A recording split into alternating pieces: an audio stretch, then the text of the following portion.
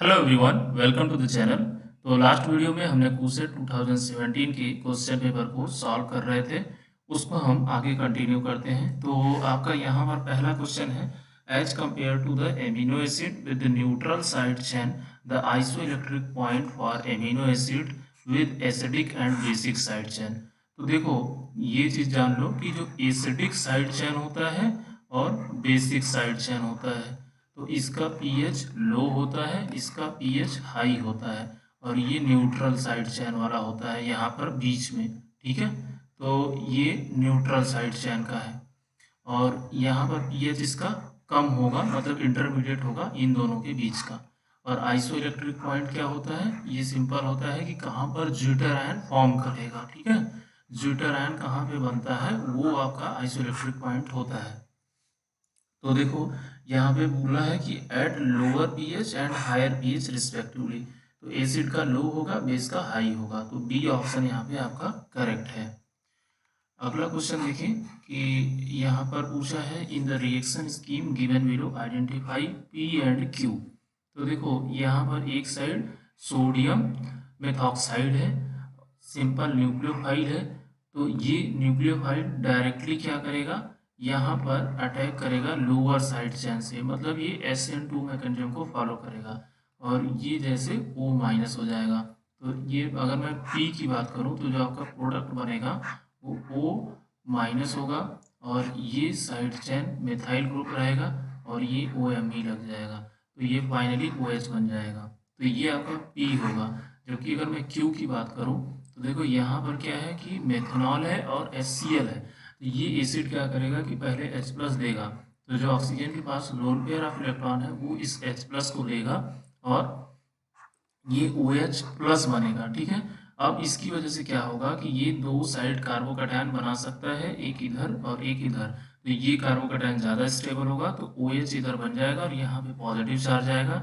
At the same time ये जो है बेस आकर के यहाँ अटैक करेगा। ठीक है, तो इस केस में क्या होगा, OMe यहाँ बनेगा, और आपका जो है ये जो मिथाइल ग्रुप है ये रहेगा, और यहाँ पर OH होगा। ठीक है, तो ये आपका पहला ऑप्शन करेक्ट है, P और Q। उसके बाद देखिए, compound P and Q shown below are. देखो, ऑर्गेनिक के बेसिक क्वेश्चन बहुत पूछे जाते हैं इसमें। ठीक है, क्यूसेट के एग्जाम में, तो आप ध्यान रखना इसका।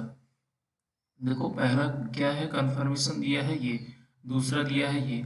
अब यहाँ पे देखो कन्फर्मर्स, पहला कन्फर्मर्स है। कन्फर्मर्स का मतलब क्या होता है, जैसे एक ही कार्बन होता है, एक कार्बन पे जैसे मान लो अगर Br लगा है, H लगा है, Cl लगा है, इसी के डिफरेंट रोटेशन होता है, मतलब एक ही बॉन्ड पे रोटेशन होता है। तो यहाँ पर ऐसा तो है नहीं, तो ये तो पॉसिबल नहीं है। इनएंसियोमर के लिए मैंने क्या बोला था कि दो चीज़ें होनी चाहिए, एक होना चाहिए मिरर इमेज, और प्लेन ऑफ जो सिमेट्री है वो एब्सेंट होनी चाहिए। ठीक है, तो ये यहाँ पर है नहीं। देखो, यहाँ मिरर इमेज है नहीं एक दूसरे के ये। ठीक है, तो ये भी नहीं है ये। अब डायस्टीरियोमर, तो देखो यहाँ पे ना तो मिरर इमेज है ये एक दूसरे के, और ना ही प्लेन ऑफ सिमेट्री पॉजेस करते हैं, तो इसलिए ये क्या होंगे, डायस्टीरियोमर्स होंगे। एनोमर्स तो हो नहीं सकते हैं, क्योंकि एनोमर्स मतलब आप जानते हो, ग्लूकोज के दूसरे नंबर जो कार्बन होता है उसके OH अगर राइट साइड है, एक में लेफ्ट साइड होता है, तो उसको बोलते हैं। ठीक है, तो सी ऑप्शन इसका करेक्ट है। अगला क्वेश्चन देखो, among the two compounds shown below choose the correct statement. तो यहाँ पर देखो, एक OH है, और ये मतलब एबव द साइड है, ये बिलो द साइड है। तो यहाँ Q में देखो दोनों सेम साइड है, तो ये क्या होगा कि यहाँ पे अगर प्लेन डालो तो दोनों का मिरर इमेज बनेगा, मतलब ये मीजो कंपाउंड है। और ये क्या होगा, ये तो है, मान लो जो भी कन्फिग्रेशन होगा, अगर R होगा तो R होगा, नहीं तो S होगा, और ऐसे ये भी होगा, तो ये दोनों डिफरेंट है, तो ये क्या होगा, ऑप्टिकली एक्टिव होगा, क्योंकि मिरर इमेज है नहीं। ठीक है, तो Q मीजो कंपाउंड है, और P जो है ऑप्टिकली एक्टिव है। अगला question, the only cyclic amino acid among the following is. तो साइक्लिक एमिनो एसिड जो होता है वो प्रोलीन होता है। ठीक है, प्रोलीन होता है, ये 5 मेंबर्ड होता है, यहाँ नाइट्रोजन लगा होता है, और इसके बाद COH होता है, तो ये प्रोलीन होता है। Which of the following compound does not display anti aromatic character. तो देखो, एक तो साइक्ला ऑक्टा, जो ये साइक्लो ऑक्टा डाइन इन होता है ना, ये होता है एक, क्योंकि इसका टब से होता है, तो ये एंटी एरोमेटिक हो गया, क्योंकि एंटी एरोमेटिक के लिए क्या होना चाहिए, 4n पाई इलेक्ट्रॉन होना चाहिए, तो देखो यहाँ पर 2 2 4 2 6 2 8 8 पाई इलेक्ट्रॉन है, तो दैट मीन्स कि ये होगा, उस क्राइटेरिया को फॉलो करता है। लेकिन यहाँ पे क्या है, इसका टब सेव होता है, तो ये एंटी एरोमेटिक नहीं है। अच्छा, अब पहला केस देखो, यहाँ पर इसमें कैसे डिसाइड करते हैं, इसमें C2 डालते हैं। जब आपको एजोलिन टाइप का जो है ये स्ट्रक्चर दिया हो तो उसमें हमेशा C2 डाल दो, ठीक है। उसके बाद देखो कि जो आपका पाई बॉन्ड बच रहा है वो कितना है, यहाँ पर 2 पाई बॉन्ड है, ठीक। तो 2 है, तो यहाँ पर क्या करेंगे आप, तो अगर आपके पास कोई भी पॉलीसाइक्लिक कंपाउंड हो तो सबसे पहले आप ये चेक कर लो कि उसमें C2 प्रेजेंट है या नहीं। तो देखो ये एक्सिस जो है इसके अबाउट सेम सिमेट्री है। इसके बाद आप क्या करोगे, number of total pi bond count कर लोगे, तो 1 2 3 4, तो total number of pi bond क्या है, 4 हो गए, ठीक है। तो अब n-1 करना है आपको, तो 4 - 1 मतलब 3। तो अगर n-1 की वैल्यू अगर ऑड आती है ना, तो ये होता है नॉन एरोमेटिक, ठीक है। और अगर ये इवन आती है n-1 इक्वल टू, अगर इवन आएगा तो ये होगा एरोमेटिक, हाँ। तो ये भी यहाँ पर नॉन एरोमेटिक होगा, तो ये भी नॉन एरोमेटिक है, ये भी नॉन एरोमेटिक है, जबकि ये है एंटी एरोमेटिक और ये सिस्टम भी एंटी एरोमेटिक है, ठीक है। तो यहाँ पूछा था कौन सा एंटी एरोमेटिक नहीं शो करेगा, तो ये भी होगा, ये भी होगा ऑप्शन, ठीक है। अब अगला क्वेश्चन देखिए, ये है सिंपल आपका रिएक्शन है AlCl3 और वाटर के प्रेजेंस में। तो ये रिएक्शन कौन सी रिएक्शन है, तो ये प्राइस रीअरेंजमेंट है।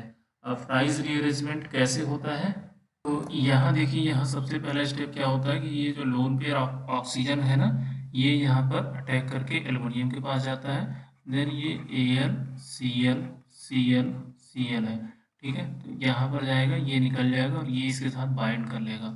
तो मेनली जो है आपका बाइंडिंग जो होगा वो सॉरी ये नहीं है ऑक्सीजन, ये डबल बॉन्ड वाला, ये वाला ऑक्सीजन जो है इसके साथ बाइंडिंग होता है, ठीक है। तो ये सबसे पहले अटैक करेगा, यहाँ पे बाइंड करेगा। तो यहाँ पर अगर आप देखो तो बाइंडिंग में दिखा देता हूँ, डबल बॉन्ड O यहाँ पे प्लस चार्ज हो जाएगा, और इसके बाद O होगा यहाँ, यहाँ आपका सपोज मान लीजिए CH3 ग्रुप है, तो ये दे दिया मैंने, और ये ऑक्सीजन के साथ आपका बेंजीन रिंग है, तो ये आ गया, ये सिंगल बॉन्ड है, ठीक है। अब ये O डबल बॉन्ड O है, तो यहाँ से एक Al लगा है, इसके ऊपर Cl है, यहाँ Cl है, और एक Cl जो है यहाँ पर है, तो ये Cl एक रिमूव हो जाएगा जैसे ही इसके साथ ये बाइंड होगा, ठीक है। तो अब क्या होगा कि ये जो ऑक्सीजन वाला बॉन्ड है ये रोटेट करके एक Cl की तरफ जाएगा और ये आपका एज सच निकल जाएगा, ठीक है। तो यहाँ पर जो है Al और ये Cl, ये Cl और ये Cl आता है, ये माइनस हो जाता है और ये ऑक्सीजन के साथ जुड़ जाता है, ठीक है। तो यहाँ पर ये 3 Cl रहता है, और ये मेनली एक तरीके से आप ये समझ लो कि ये जो है डबल बॉन्ड CH3 C और डबल बॉन्ड रहता है, ठीक है। तो ये देखो यहाँ से निकला, तो ये निकल करके Cl के पास नहीं जाता है, एक्चुअली ये एल्युमिनियम के पास जा रहा है ऑक्सीजन, तो ये एल्युमिनियम के पास जाता है और ये पॉजिटिव चार्ज आएगा और ये यहाँ पर इसको न्यूट्रलाइज कर देगा, ठीक है। तो ये सिस्टम यहाँ पर बनेगा और ये यहाँ पर पॉजिटिव चार्ज रहेगा। इसके बाद क्या होगा कि आपका रूम टेम्परेचर पे ये बॉन्ड बनता है, मतलब पैरा पोजीशन, और अगर हाई टेम्परेचर है ग्रेटर देन 370 तो ये आर्थो आइसोमर बनता है, तो यहाँ दोनों बनता है, ठीक है। तो जैसे ही अब ये बन गया ना सिस्टम आपका, तो यहाँ पे क्या होगा कि यहाँ पे बेंजीन रिंग लगा है, तो अब ये इलेक्ट्रॉन डेंसिटी कहाँ बढ़ाएगा, आर्थो और पैरा पे। तो पैरा वाला जो है वो अटैक करेगा आपका, यहाँ इलेक्ट्रोफाइल पे अटैक करके ये यहाँ पर प्रोडक्ट बना देगा। तो ये आपका इस तरीके से होता है डी। इसके बाद अब हम चलते हैं अगले क्वेश्चन पे। वेपर प्रेशर दिया है, दो liquid A and B at a particular temperature are इतना एंड इतना। If 2 mole of A and 3 mole of B are mixed to form an ideal solution, then the vapor pressure of the solution would be। तो देखो P A दिया है, P B दिया है, N A दिया है, N B दिया है। तो सबसे पहले आप क्या निकालो, टोटल प्रेशर बराबर क्या होगा, X A into P A plus X B into P B. X A और एक्स बी क्या है, मोल फ्रैक्शन। तो यहाँ निकाल लोगे तो 2/5 आ जाएगा, पी ए की वैल्यू 120 रख दो, प्लस यहाँ निकालोगे 3/5 180 रख दो, टोटल सॉल्व कर लो, ये 156 आएगा। तो पहला आंसर करेक्ट है। अगला क्वेश्चन देखो कि the boiling point of A solution of 3 gram urea, molecular weight इतना है, dissolving in the 10 gram of water, इतने एटीएम। देखो यहाँ पर इस क्वेश्चन में थोड़ा सा मिस्टेक है, ये 10 ग्राम ऑफ वाटर की जगह 100 ग्राम ऑफ वाटर है, ठीक है। तो जब आप देखो क्या करोगे, पहले नंबर आप delta T F equal to जानते हैं ना, एलिवेशन इन बॉइलिंग पॉइंट क्या होता है, ये के बी होता है इनटू मोलिलिटी। तो मोलिलिटी किसका निकालेंगे, number of mole of solute upon volume mass of solvent of in KG. तो इसका नंबर ऑफ मोल्स निकाल लोगे 3/60 अपॉन ये mass of solvent in KG. तो ये 100 ग्राम होता है, तो ये 0.1 आएगा। तो फाइनली निकालेंगे तो ये मोल्स आएगा, उसके बाद केबी से मल्टीप्लाई कर देंगे तो ये आ जाएगा। उसके बाद देखो एलिवेशन इन बॉइलिंग पॉइंट है, तो ये क्या होता है कि T B dash minus T B होता है। तो जो भी वैल्यू आपकी आएगी 0.25 के अराउंड आएगा, ठीक है, और टी बी उसमें ऐड हो जाएगा, मतलब 100 डिग्री सेंटीग्रेड। तो ये आएगा 100.25। तो ये बी ऑप्शन इसका करेक्ट होगा। अगला क्वेश्चन देखो कि in the reaction N2O4 2NO2 an increase in the pressure would make the reaction. तो लीच-टू-लीच प्रिंसिपल के अकॉर्डिंग देखो नंबर ऑफ मोल्स किधर है, प्रोडक्ट में ज़्यादा है। तो प्रोडक्ट में ज़्यादा है तो जैसे ही कंसंट्रेशन आप बढ़ाओगे, प्रेशर बढ़ाओगे, राइट साइड प्रेशर इंक्रीज करेगा तो वो लेफ्ट साइड जाने की कोशिश करेगा। तो ये क्या करेगा, फेवर बैकवर्ड रिएक्शन, ठीक है। उसके बाद best indicator for the detection of yield point in titration of weak acid and strong base. तो वीक एसिड और स्ट्रॉन्ग बेस के टाइट्रेशन में जो पीएच होता है, न्यूट्रलाइजेशन पीएच, वो अराउंड 8 से 9 के बीच में होता है, ठीक है। तो यहाँ पर फिनोल्फथलीन यूज होता है, फिनोल्फथलीन यूज होगा, ठीक है। आप देखो अगला क्वेश्चन है कि when 150 ml of 0.05 mkf solution is added to इतने solution barium nitrate, the first trace of precipitate BaF2 is seen, the KSP of BaF2। तो सबसे पहले देखो यहाँ पर फ्लोराइड का कंसंट्रेशन चाहिए और बेरियम का चाहिए। तो फ्लोराइड का कितना है, इतने मिलीमोल है, ठीक है। तो अगर टोटल वॉल्यूम देखा जाए तो ये दोनों मिक्स किए जा रहे हैं, तो 150 प्लस 350 तो टोटल हो गया 500 ml, ठीक है। और कंसंट्रेशन 0.05 है, तो ये होगा 0.05 इंटू 150, ठीक है। ये नंबर ऑफ मिलीमोल्स हो गया, अपॉन में कितना 500 टोटल ml है। तो ये कैंसिल होगा, ml से कैंसिल हो जाएगा। फिर इसको जब कैंसिल कर दोगे आप तो ये अराउंड आएगा आपका, आप इसको सॉल्व कर लेना, ठीक है। तो मतलब यहाँ पर आपका 500 हो जाएगा, वॉल्यूम से डिवाइड करोगे तो ये कॉन्सेंट्रेशन निकल के आएगा। तो ये होगा फ्लोराइड का कॉन्सेंट्रेशन, ठीक। उसके बाद जो ये है यहाँ पर नंबर ऑफ मिलीमोल्स निकालोगे तो ये मोलरिटी है इनटू ml से मल्टीप्लाई कर रहे हो। तो फाइनली ये भी आपको डिवाइड करोगे 500 से, क्योंकि टोटल वॉल्यूम 500 हो रहा है। तो आपको ये कंसंट्रेशन दे देगा बेरियम का।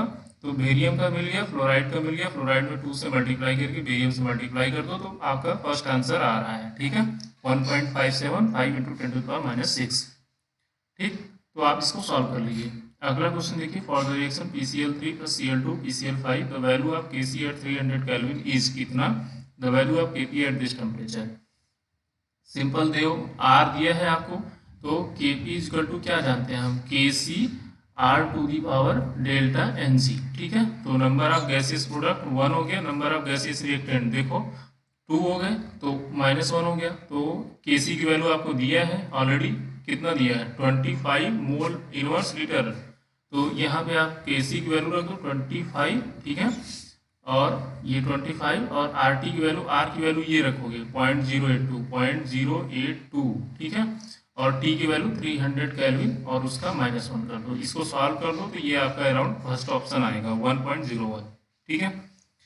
अगला question, for a reaction AB product is observed that on doubling the initial concentration of A only the rate of reaction is also doubled. मतलब कि A का कंसंट्रेशन डबल कर रहे हो तो रेट ऑफ रिएक्शन डबल हो रहा है, दैट मीन्स कि A के फर्स्ट ऑर्डर के प्रोपोर्शनल है। On doubling the initial concentration of A and B there is a change by factor of 8, that means कि A का 2 टाइम्स इंक्रीज कर रहा था, B का 4 टाइम्स करेगा तभी तो 8 आएगा। तो B का स्क्वायर होगा, A का फर्स्ट होगा, तो रेट रिएक्शन होगा ये। The potential of a hydrogen electrode in an aqueous solution is this at 25 degree centigrade, the pH of the solution। तो हम जानते हैं कि E इज इक्वल टू होता है कितना 0.059 इंटू पी एच, ठीक है। तो सिंपल ई कितना दिया है 0.591 divided by 0.059591 is equal to P H आएगा। तो ये सॉल्व करेंगे तो 10 आएगा, ठीक है। तो फर्स्ट ऑप्शन इसका करेक्ट होगा। अगला question, in the fluorescence spectroscopy which of the following statement is true. Fluorescence spectroscopy में मैंने हैदराबाद जब कराया था क्वेश्चन तो वहां बताया था कि एक्साइटेशन जो होता है हमेशा उसकी एनर्जी ज्यादा होती है, फ्लोरेसेंस की जो एनर्जी होती है वो हमेशा कम होती है। तो यहाँ emission energy is greater than the excitation energy, तो ये तो गलत है। Emission energy is lower than the excitation energy, ये सही है। इमिशन एनर्जी की वैल्यू हमेशा कम होती है एक्साइटेशन एनर्जी से, तो ये ऑप्शन सही है। अब emission lambda max is lower than the excitation lambda max, कभी नहीं हो सकता है, क्योंकि लैम्डा मैक्स जो एक्साइटेशन का एनर्जी होता है वो हमेशा ज्यादा होता है, तो उसका वेवलेंथ हमेशा कम होगा। लैम्डा एक्साइटेशन का वेवलेंथ हमेशा कम होगा लैम्डा इमिशन के, ठीक है। तो ये ऑप्शन भी गलत है और ये तो गलत है ही, ठीक है। कभी हो ही नहीं सकता है कि जिस एक्साइटेशन पे आपको एक्साइटेशन हो रहा है उसी पे इमिशन मिले, ठीक है। What is the overall order of a reaction given by the rate equation? ये आप दोनों का सम कर दो तो 3/2 plus 3/2 6/2 वो आ जाएगा 3, ठीक है। How many Faraday electricity needed to be passed in an electrolyte solution containing aluminum to be deposit 9 gram of aluminum? तो एल्यूमिनियम Al3 plus 3 इलेक्ट्रॉन लेकर के एल्यूमिनियम बनता है, ठीक है। दैट मीन्स कि मतलब 27 ग्राम ऑफ एल्यूमिनियम से प्रोड्यूस होता है 3 फैराडे ऑफ इलेक्ट्रिसिटी, ठीक है। तो 1 ग्राम ऑफ एल्यूमिनियम से प्रोड्यूस होगा 3/27, तो 9 ग्राम से कितना प्रोड्यूस होगा, 9 से मल्टीप्लाई कर दो, 9 इंटू 3 27 डिवाइड हो जाएगा तो 1 फैराडे आएगा। तो इसका करेक्ट आंसर होगा 1 फैराडे, ठीक है। अब देखो इस तरीके से आप किसी का भी निकाल सकते हो, जितना यहाँ इलेक्ट्रॉन एक्सचेंज होता है उतने मोल मतलब इलेक्ट्रॉन एक्सचेंज हो रहा है, 1 मोल इलेक्ट्रॉन मतलब 1 फैराडे, ठीक है। What is the unit cell having the dimension A is not equal to B and alpha is not equal to beta is not equal to gamma? तो ये होता है ट्राइक्लिनिक, जब कोई भी इक्वल नहीं हो कुछ के। In the vibrational Raman spectroscopy delta 0 is equal to transition associated. मैंने देखो आपको बताया है कि अगर delta J is equal to 0 + 1 - 1, तो यहाँ -1 0 + 1 ऐसे लिख लो। तो देखो ये होता है MnO PQR, ये होता है। तो P के लिए होता है -1, Q के लिए 0, R के लिए +1, तो ये आपका Q ब्रांच है।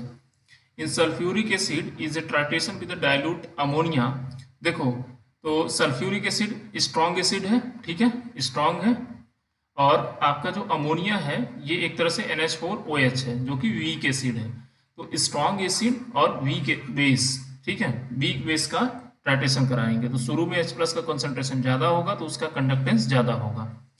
उसके बाद जैसे जैसे NH OH- का कंसंट्रेशन बढ़ेगा, H+ रिप्लेस होगा NH4 आयन के द्वारा, तो उसका कंडक्टेंस डिक्रीज करता जाएगा और एक पॉइंट तक डिक्रीज करेगा जब तक कि एंड पॉइंट ना मिल जाए। अब जैसे ही एंड पॉइंट मिल गया दैट मीन्स कि H+ सारे खत्म हो गए अब और H+ नहीं है वहां पे, तो उस केस में क्या होगा कि NH4OH वीक बेस है तो ये और डिसोसिएट नहीं होगा और इसका अमाउंट ऑलमोस्ट कांस्टेंट होगा। तो ये आपका डी ऑप्शन इसका करेक्ट है। अगला क्वेश्चन देखो कि E0 दिया है निकिल के लिए और यहाँ दिया है Au के लिए, गोल्ड के लिए। तो value of E0 for the electrochemical, तो सिंपल मैंने बोला है कि यहाँ देखो Eu वैसे भी राइट साइड में लिखा है, निकिल लेफ्ट साइड में है, दैट मीन्स यहाँ रिडक्शन यहाँ ऑक्सीडेशन, और यहाँ से भी देख के बता सकते हो कि ये पॉजिटिव है ये निगेटिव है, तो रिडक्शन यहाँ ऑक्सीडेशन यहाँ, इसमें से इसको घटा दो तो ये प्लस हो जाएगा, तो ये 1.75 आएगा, ठीक है, पहला answer. When 3 mole of ethanol are mixed with the 3 mole of the acetic acid, 2 mole of ester are formed at the equilibrium, the value of K equilibrium. तो just calculate it, हाँ। तो how many moles of ester is forming? 2 mole. So 2 upon divided by mole of ethanol, that means 3, and mole of acetic acid, that means 3. So total is equal to 2/9. So your answer will be second.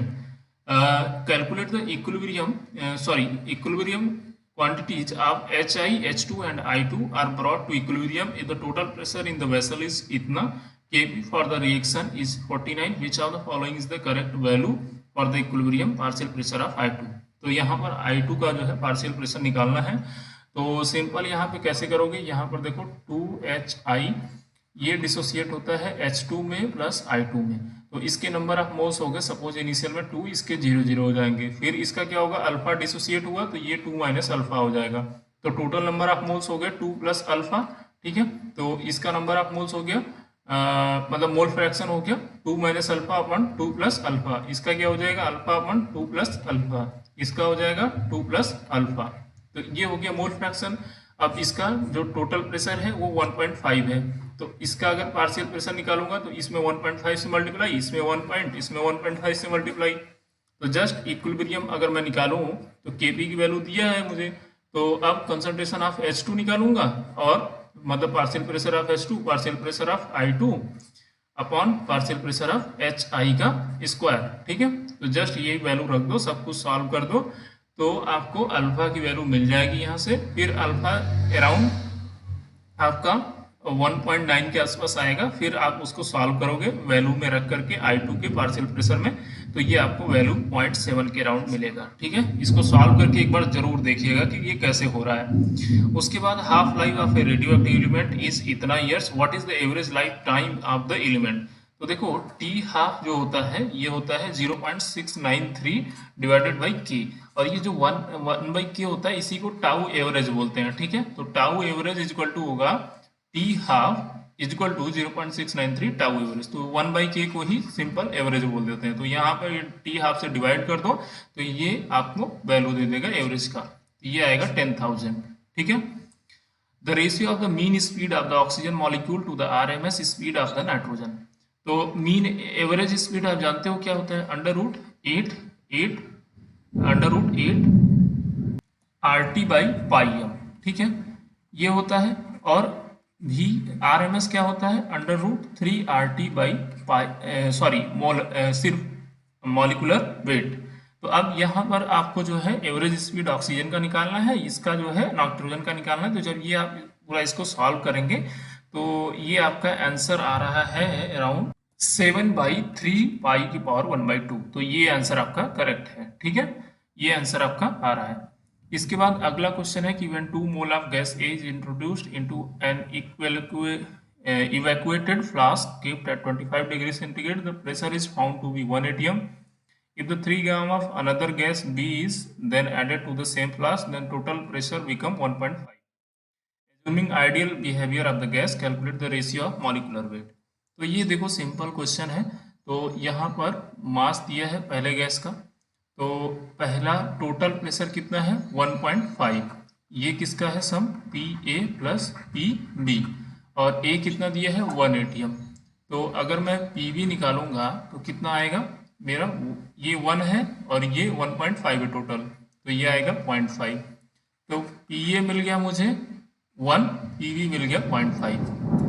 अब देखिए यहाँ पे क्या है, temperature हो गया constant, temperature दिया है 25 degree centigrade constant, volume constant है, तो PV इज इक्वल टू क्या होगा nRT सिंपल, और N इज इक्वल टू क्या होता है वेट अपॉन मॉलिक्यूलर वेट, तो ये हो जाएगा हमारा PV is equal to W/mRT। अब देखो पहले केस में प्रेशर P1 है, वॉल्यूम V है, और ये हमारा जो भी है MA है। ठीक है, WA/mA is equal to RTA। ठीक है, तो वही होगा दूसरे केस में P2 भी मतलब इक्वल टू WB/MB, ये हो जाएगा MB इंटू RT। तो अब सिंपल ये दोनों का रेशियो निकाल लो, तो ये रेशियो जब आप निकालेंगे तो MA/MB वो 2/3 आएगा। ठीक है, ये आप एक बार सॉल्व करके देख लेना कैसे हो रहा है। उसके बाद which of the following statement is true when gas is expanded thermally. तो जब थर्मली इंक्रीज करते हैं तो देखो काइनेटिक एनर्जी होता है 3/2 kT, तो जब टेम्परेचर इंक्रीज करोगे तो काइनेटिक एनर्जी इंक्रीज करेगा। ठीक है, तो काइनेटिक एनर्जी इंक्रीजेज। आपको दिया है कि heat of combustion of rhombic and monoclinic sulphur respectively दिया है, what is the heat of conversion of rhombic sulphur to the monoclinic, दोनों का अलग अलग दिया हुआ है। तो रोम्बिक सल्फर में से मोनोक्लिनिक को घटा दो तो एनर्जी जो है आपका ये किलो जूल में है, किलो कैलोरी में है, तो ये कैलोरी में आएगा, तो ये +70 आएगा। ठीक है, एक बार ये घटा के आप चेक कर लो आ रहा है या नहीं। उसके बाद अगला क्वेश्चन है in a hydrogen molecule when both the hydrogen atom are replaced by a deuterium, the rotational constant अब जो रोटेशनल कांस्टेंट होता है वो b होता है, वो h/8 pi square i into C होता है। तो i इक्वल टू होता है म्यू आर स्क्वायर। तो ये b इनवर्सली प्रोपोर्शनल है म्यू के, तो ये इसका मतलब है मास बढ़ेगा तो ये डिक्रीज करेगा। ठीक है। इसके बाद अगला क्वेश्चन है, how many gram of copper will deposit from a solution of copper sulphate by 0.5 faraday. तो ये सेम उसी तरीके से कर लो। ठीक है, 2 फैराडे प्रोड्यूस होगा कॉपर के 64 के द्वारा, तो 1 फैराडे 64/2 पॉइंट फैराडे, तो ये आप कैलकुलेट कर लोगे तो 16 आएगा। In a solid lattice, the cation has left a lattice site and is located in an interstitial position. तो cation अगर interstitial position में जाता है तो उसको बोलते हैं फ्रैंकल डिफेक्ट। तो यहाँ पर सी ऑप्शन इसका करेक्ट है। ठीक है, आई होप कि ये सारे क्वेश्चन आपको समझ में आए होंगे। ठीक है, तो thank you guys for watching the video. अगर आप लोगों को वीडियो पसंद आ रहा है तो प्लीज़ चैनल को लाइक शेयर एंड सब्सक्राइब जरूर करिए, ज़्यादा से ज़्यादा अपने दोस्तों के बीच में शेयर करिए। Thank you so much.